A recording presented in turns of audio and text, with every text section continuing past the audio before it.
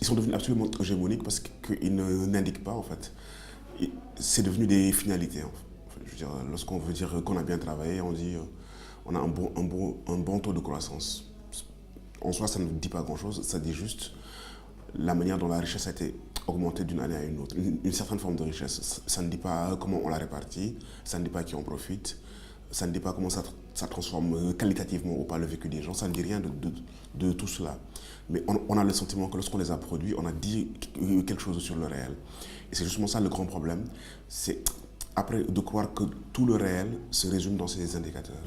Il y a un certain nombre de dimensions qui sont plus ou moins immatérielles, qui se laissent difficilement résumer ou synthétiser dans des indicateurs et qui sont fondamentales pour la vie des gens. Et toutes ces dimensions-là, elles échappent à ces critères.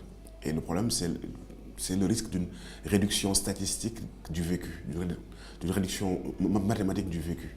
Alors je pense que déjà, il y a une critique à opérer pour les ramener à leur juste place, pour faire comprendre aux gens ce que ça dit et ce que ça ne dit pas. Et aussi faire comprendre aux uns et aux autres que ce n'est pas que ce qui est quantifiable qui compte. Parce qu'on est dans un monde de la quantophrénie.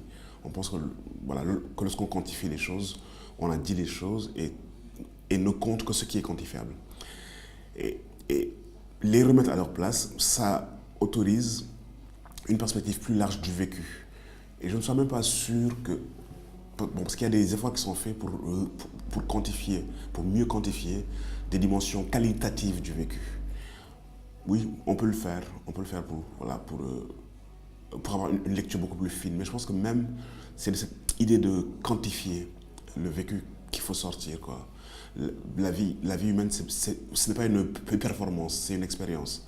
Et je pense que revenir au niveau expérientiel et donner du sens et de la valeur aux expériences des uns et des autres, c'est peut-être ça que des productions artistiques peuvent aider à faire, quoi. Je dirais. Il y a des centaines de millions de gens à qui on dit tous les jours que leur vie ne vaut rien parce qu'elle ne ressemble pas à la vie de 10% d'individus.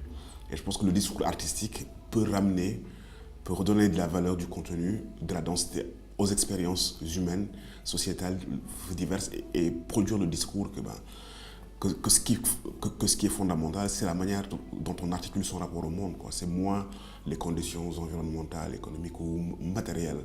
C'est des dimensions importantes, mais elles ne sont pas fondamentales. Et peut-être ça, c'est un changement de regard sur la manière dont on évalue globalement les choses. Et c'est peut-être à ça qu'il faut travailler au fond.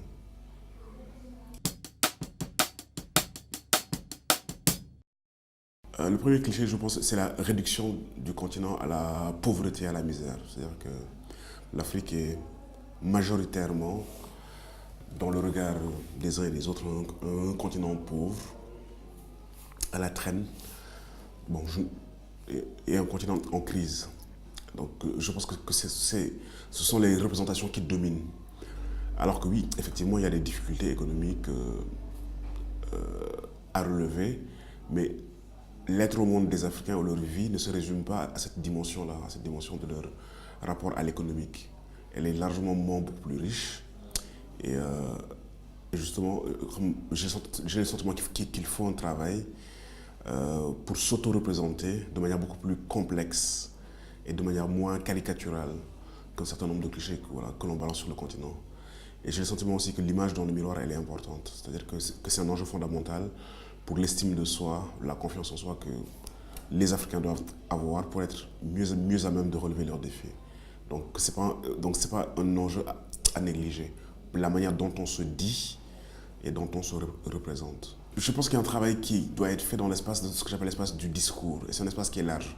Bien évidemment, les médias ont une part de responsabilité importante, mais il n'y a pas que, je pense, le discours au sens large, quoi.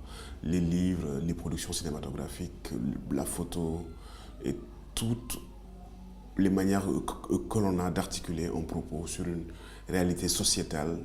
Je pense qu'il y a un soin à prendre à la grammaire, au langage et au vocabulaire qu'on utilise pour représenter les uns et les autres.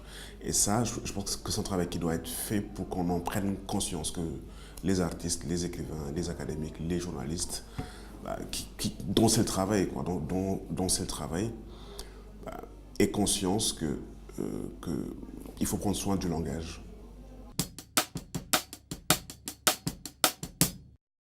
Les médias ou les contenus en langue locale existent, depuis la radio FM et je pense qu'ils ont changé le paysage, je dirais, mental, social et politique du pays. Et c'est absolument important. D'ailleurs,